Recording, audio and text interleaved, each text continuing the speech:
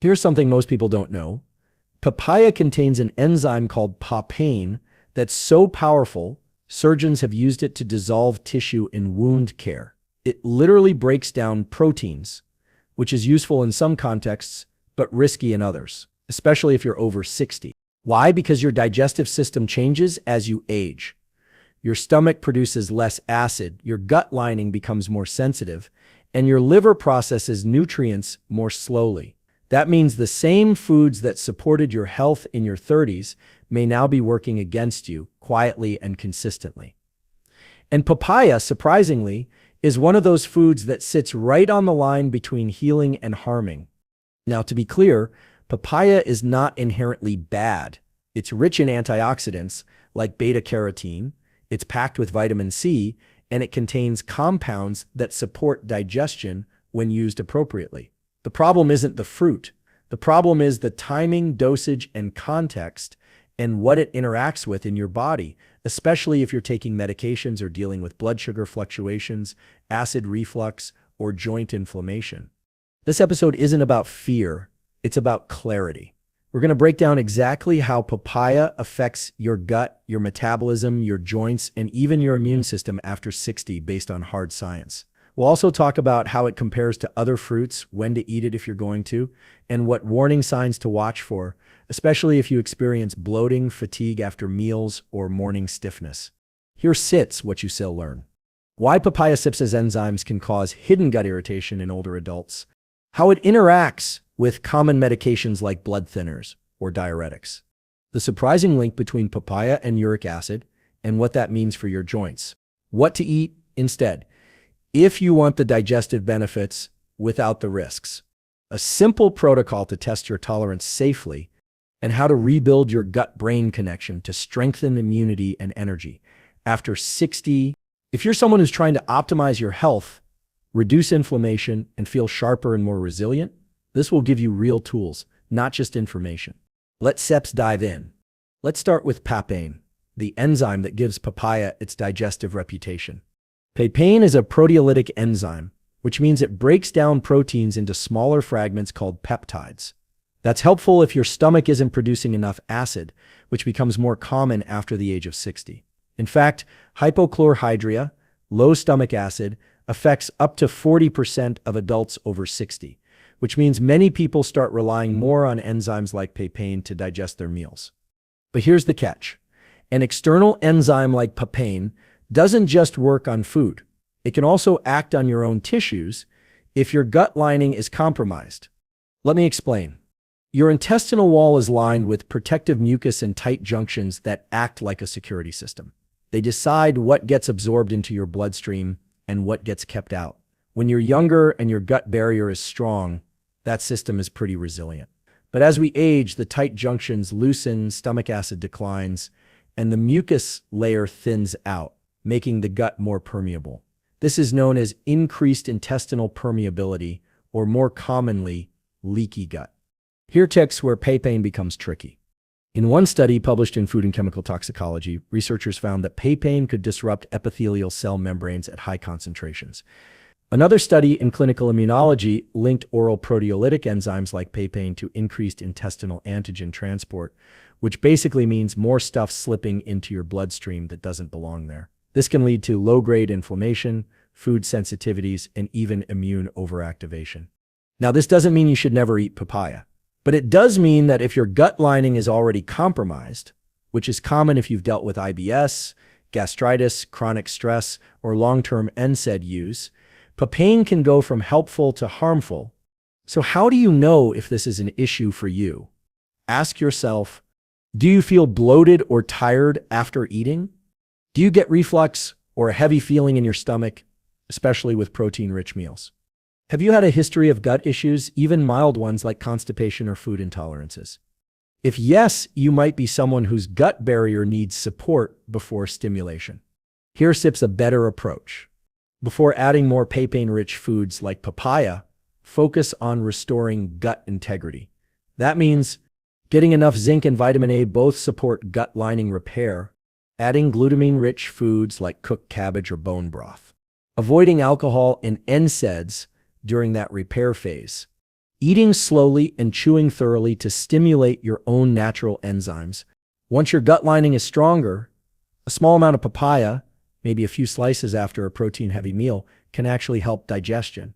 But you have to earn that step by first supporting the gut barrier. Also remember that papaya's papain content is highest when it's green or semi-ripe. Fully ripe papaya has lower enzyme activity, which means it's gentler on the gut. So if you're going to eat it, opt for the softer, deeper orange flesh and pair it with a fat source like a few walnuts or some Greek yogurt. That slows down digestion and protects your gut lining from enzyme overload. Bottom line, Papain is powerful, and like all powerful tools, it needs the right context. If you're over 60, your digestive system has likely shifted. What helped your body at the 30th of May be stressing it at 65. Supporting gut lining integrity first, then reintroducing enzyme-rich foods cautiously is the smart, science-backed path. Now we'll look at a lesser-known, but potentially more dangerous concern: how papaya interacts with common medications. Because sometimes the problem isn't the food, it's what it does in combination with your prescriptions. If you're taking medications, and statistically, over 75% of adults over 60 are, then what you eat isn't just nutrition, it's chemistry. And papaya, despite its healthy reputation, can quietly interfere with how certain medications are absorbed, metabolized, or activated. Let depths break this down. First, papaya, especially when consumed in larger amounts or as a juice, can thin the blood. This is because papain, the same enzyme we discussed earlier, affects platelet aggregation, the process that allows your blood to clot. In a controlled study published in the Journal of Ethnopharmacology, researchers found that papaya leaf extract significantly inhibited clotting activity in vitro. This means it may amplify the effects of blood-thinning medications like warfarin, aspirin, clopidogrel, or even natural anticoagulants like fish oil or garlic. Now here's where things get more complicated. If you're taking a blood thinner, your doctor has carefully calibrated your dosage to strike a balance between reducing clot risk and preventing bleeding. Introducing a food that unknowingly enhances the anticoagulant effect could tip that balance, leading to bruising, nosebleeds, or more serious internal bleeding risks. And it's unlikely your doctor is tracking your fruit intake. Second, papaya can affect liver enzymes, particularly the cytochrome P450 family.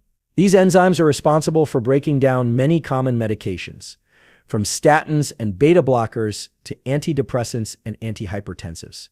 In a 2011 review published in Evidence-Based Complementary and Alternative Medicine, papaya extracts were shown to alter C450 activity, which means they can either slow down or speed up the breakdown of medications in the liver.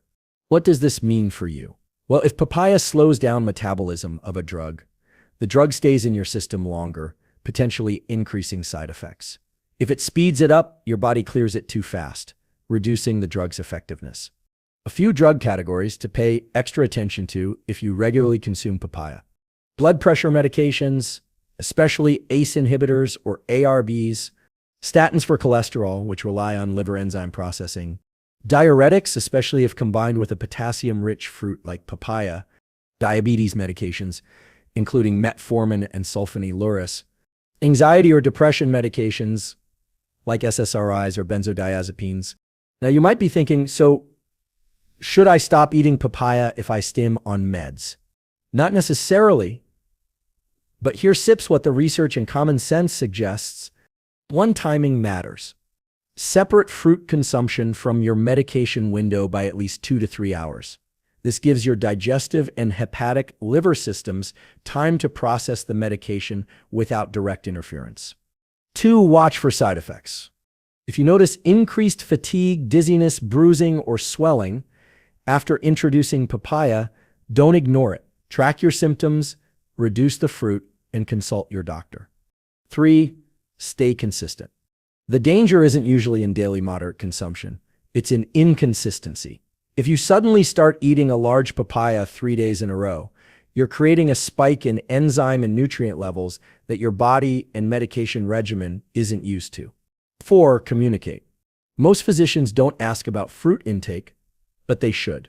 If you regularly consume papaya or any enzyme-rich fruits like pineapple or kiwi, it's worth mentioning, especially if you're on a complex medication plan.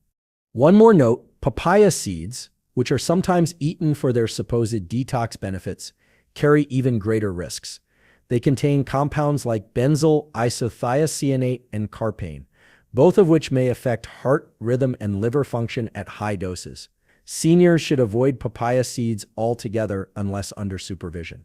So here's the takeaway. Papaya isn't dangerous in itself, but your context determines the effect. If you're on medications, especially those processed by the liver or involved in blood clotting, you need to treat certain fruits with the same respect you give to supplements. Now that we've addressed the medication puzzle, let's move into a different and often surprising area: how papaya might be quietly contributing to joint pain and stiffness in older adults. But before we do that, if this insight is helping you connect the dots about food, aging, and smarter health decisions, consider subscribing. This channel is built to give you real tools rooted in science, no hype, just clarity. You probably wouldn't associate papaya with joint pain. It's soft, tropical, high in antioxidants. Sounds like a recipe for healing, right? But here's the thing.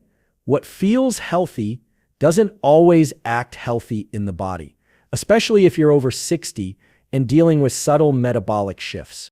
Let's talk about uric acid. Uric acid is a natural byproduct of purine metabolism, which means when your body breaks down certain proteins and nucleotides, it produces uric acid. Normally, it's filtered out through the kidneys, but in many older adults, that system becomes sluggish. As a result, uric acid builds up. And where does it go? It crystallizes in the joints, most commonly in the feet, ankles, knees, and fingers, creating sharp, needle-like pain known as gout or low-grade chronic joint inflammation.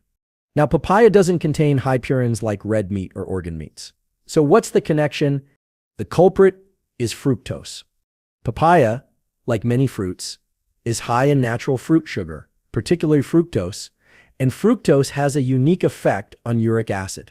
When your liver processes fructose, it requires ATP, the cell's energy currency. That ATP gets rapidly depleted during fructose metabolism, creating byproducts that drive up uric acid synthesis.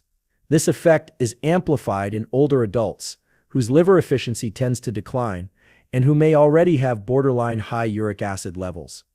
A pivotal study published in the American Journal of Clinical Nutrition found that fructose intake is independently associated with higher uric acid levels, even from fruit sources.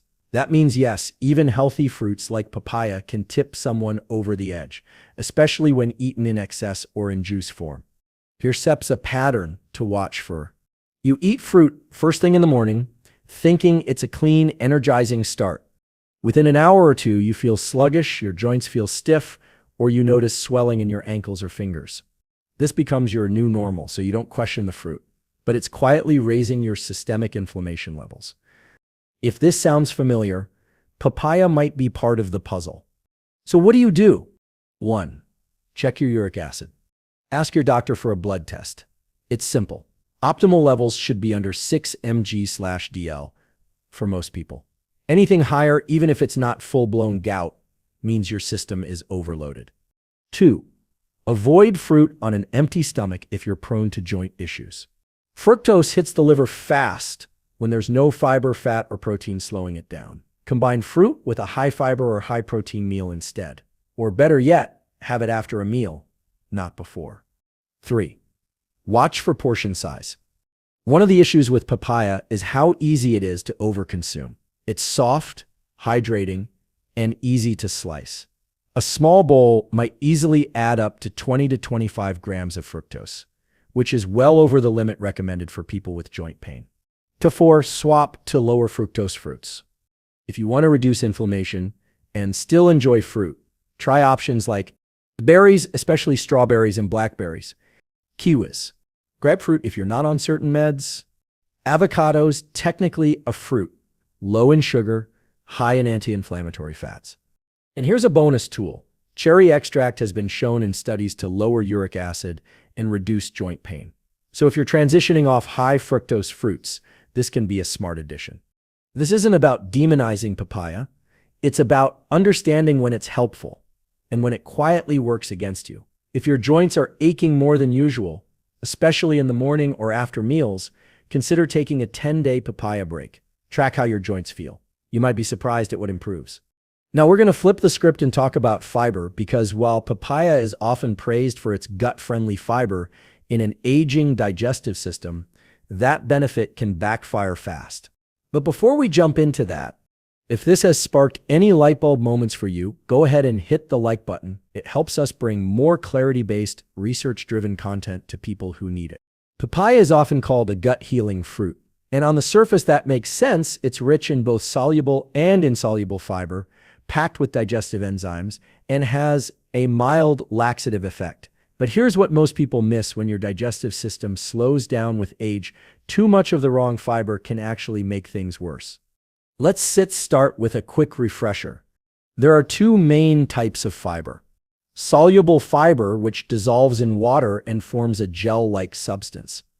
It helps feed beneficial gut bacteria, slows glucose absorption, and supports cholesterol balance. Insoluble fiber, which doesn't dissolve, it adds bulk and helps move things through the intestines. Papaya has both, and that's the problem. In a younger, faster-moving gut, that mix works beautifully. But after 60, gut motility often slows, your microbiome shifts, and stomach emptying becomes more sluggish. That means fiber that once helped you stay regular can now ferment, trap gas, and create bloating or cramping, especially if your hydration or enzyme levels aren't optimal. Let's talk fermentation. When fiber hangs out in the gut for too long, especially insoluble fiber, your bacteria start fermenting it. This process produces gases like methane and hydrogen, which can cause bloating, pressure, and unpredictable bowel movements. That's why some people feel more inflamed or puffy after eating what they thought was a gut-healing meal. In one study published in Gut Microbes, older adults were found to have lower diversity in fiber-digesting bacteria, which means the same amount of fiber could behave very differently at 65 than it did at 35. So, how do you know if papaya's fiber is helping or hurting? Check in with your body. Do you feel bloated or overly full after eating even small amounts? Do you pass gas more often than usual or have inconsistent bowel movements? Do you wake up with a distended belly despite eating healthy meals? If yes, fiber overload or fiber mismatch could be playing a role. Here sits a better strategy. Match your fiber type to your gut speed. If your digestion is sluggish, prioritize soluble fiber from cooked vegetables like carrots or zucchini, chia seeds, and oats. These are easier on the gut and still feed beneficial bacteria. Minimize raw insoluble fiber, especially from rough fruit skins or large quantities of papaya. 2. Go low and slow. If you want to include papaya, start with just a few small cubes, not a full bowl. Combine it with healthy fat like flax oil or walnuts and protein to slow the digestive pace and reduce fermentation. 3. Hydration is non-negotiable. Fiber needs water to move. Without adequate hydration, it becomes cement in the intestines. Aim for a full glass of water with every fiber-rich meal, especially in the morning. Space your fiber. Don't stack it. A big mistake is combining papaya with oatmeal, nuts, and flaxseed in one sitting. That might be great on paper, but in a slower gut, it leads to backup. Spread your fiber intake throughout the day, not all at breakfast. Walk after meals. A gentle 10-minute walk after a fiber-containing meal increases peristalsis, the wave-like motion that moves food through your gut. This one simple habit can dramatically reduce bloating and improve bowel regularity. And finally, listen to your gut. Literally. If you hear gurgling, feel tightness, or experience unpredictable digestion after eating papaya, your body is signaling that something's off. You're not broken, you just need a more customized approach. This brings us to a natural question. What should you eat instead? Now, we'll look at fruits that deliver the same gut, joint, and immune benefits without the bloating, blood sugar spikes, or enzyme overload. These options can become powerful allies for anyone navigating aging with strength and clarity. But first, if this kind of science-backed practical health coaching is valuable to you, consider subscribing. We're building a library of tools to help you think smarter, feel stronger, and age with more energy. Let's be honest. Nobody wants to give up fruit entirely. And the good news is, you don't have to. The goal here isn't restriction. It's precision. Certain fruits work with your biology as you age, while others quietly work against it. If papaya isn't the right fit for your gut or joints, here's what to eat instead. Backed by science. Let's start with the gut. 1. Kiwi, the enzyme-rich, gentle alternative.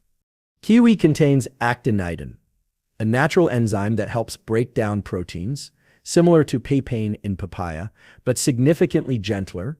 It also has soluble fiber that helps regulate bowel movements without over-fermenting in the gut. A study in Advances in Food and Nutrition Research showed that 2 kiwis a day improved stool frequency and reduced bloating in adults over 60 without any medication or supplements.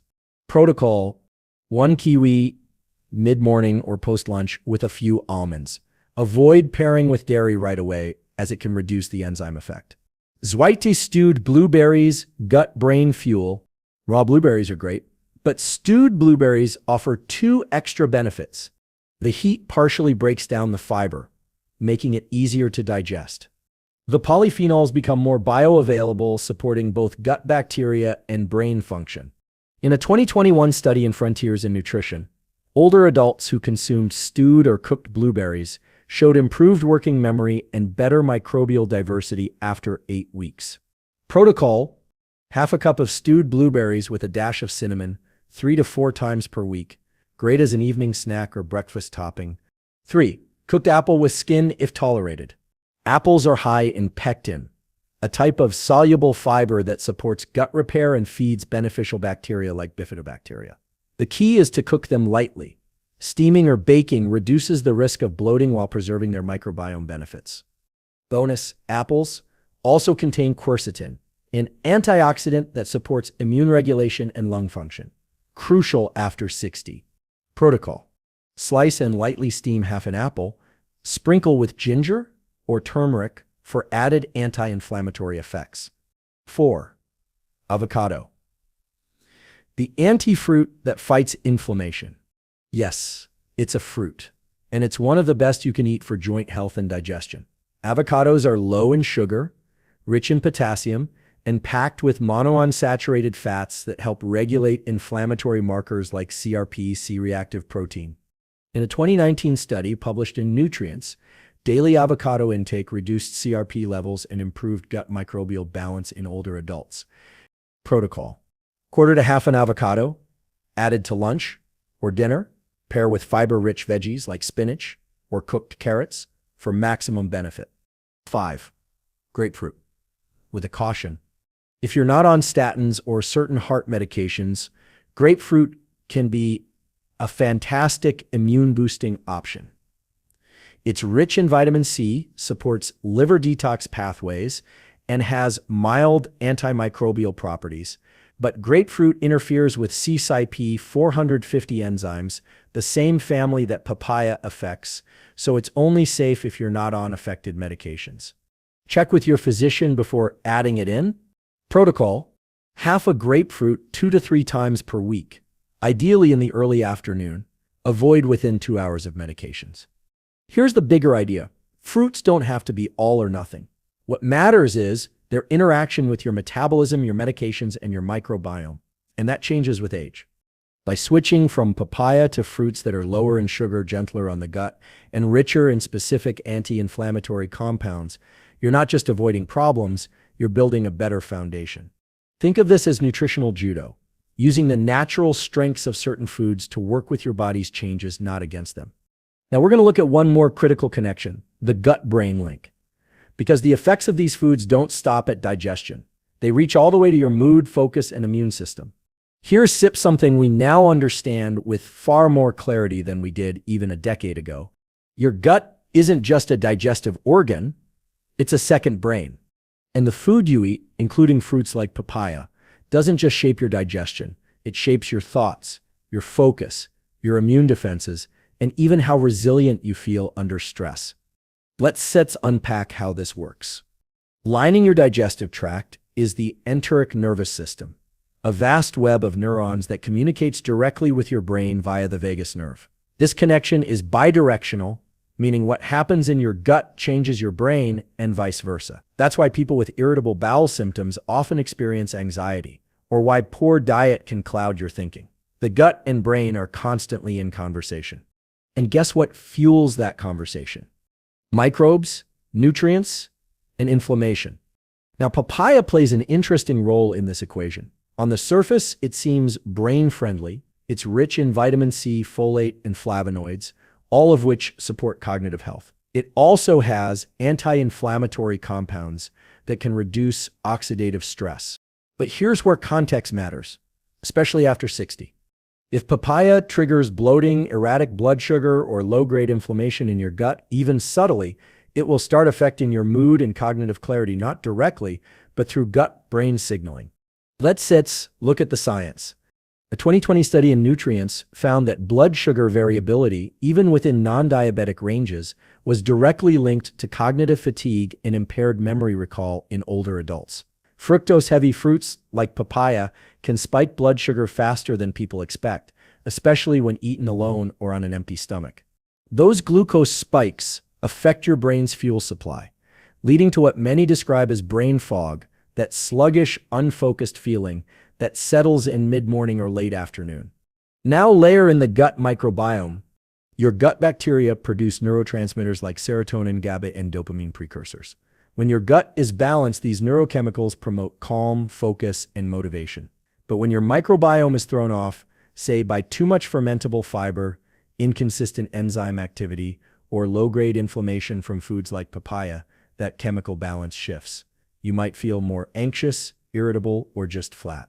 This is why some people notice a low mood or poor sleep after eating certain foods, even if they can't pinpoint why.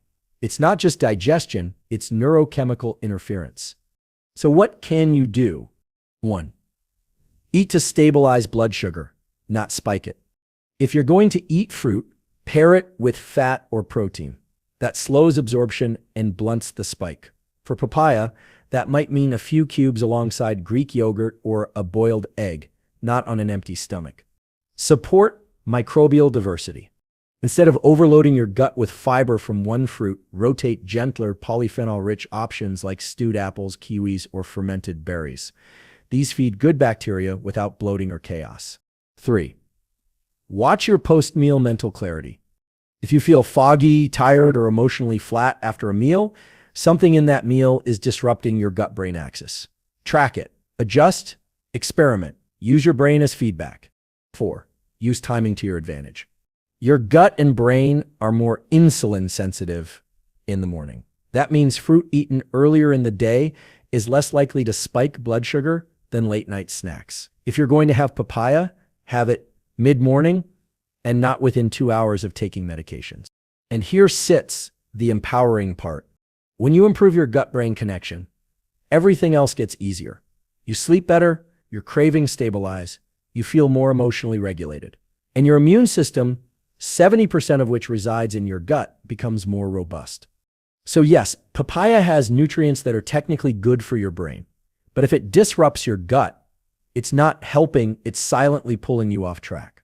You're better off eating in a way that supports clarity, not just convention. Now, we'll bring it all home in the conclusion. A recap of what we've covered, a few clear actions you can take today, and a challenge to elevate how you eat in this next season of life. So here sits the truth. Stripped of the marketing and stripped of the myths. Papaya is not a miracle fruit. That's not a villain either. It's a tool. And like any tool, how it works depends on the person using it. Yes, papaya contains beneficial enzymes. Yes, it's high in vitamin C and fiber. Yes, it has been shown in studies to reduce inflammation and support digestion in the right context. But that doesn't mean it's good for everyone or at every age. If you're over 50 or 60, your digestive enzymes have likely shifted, your blood sugar sensitivity has likely changed. Your microbiome, your thyroid function, your metabolism, they're all in a new phase. That means the way your body handles papaya in your 30s is not how it handles it in your 60s. What this really means is You have to stop eating based on headlines and start eating based on feedback. If papaya bloats you, spikes your glucose, triggers reflux, or leaves you more tired than nourished, that's your body giving you data. Listen to it, track it, adjust. That's how you eat like someone who values their health. Let's quickly recap the key takeaways. Papaya is instead a flat belly food for everyone. It can cause bloating, especially in those with SIBO or enzyme imbalances. It can spike blood sugar faster than expected, especially when eaten alone or in large amounts. It may worsen reflux in people with GERD because of fermentation and gastric distension. It's high in fermentable fiber and can disrupt the gut microbiome, which may affect everything from mood to immunity. It can interact with thyroid and blood thinner medications. Thanks to compounds that influence absorption or clotting, it impacts the gut-brain axis for better or worse. And that directly affects your focus, sleep, and emotional resilience. But here sips the empowering part. You don't need to cut out fruit. You don't need to fear papaya.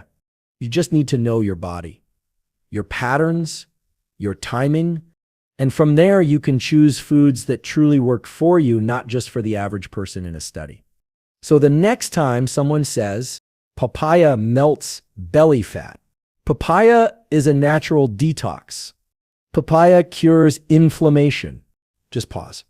Ask, does it actually help me feel better, think clearer, and function better? Because that is the only metric that matters. Yes, you're not looking for perfect foods. You're looking for consistent energy, stable digestion, deep sleep, sharp focus, and resilient health. Sometimes papaya helps. Sometimes it doesn't set. And now you know how to tell the difference.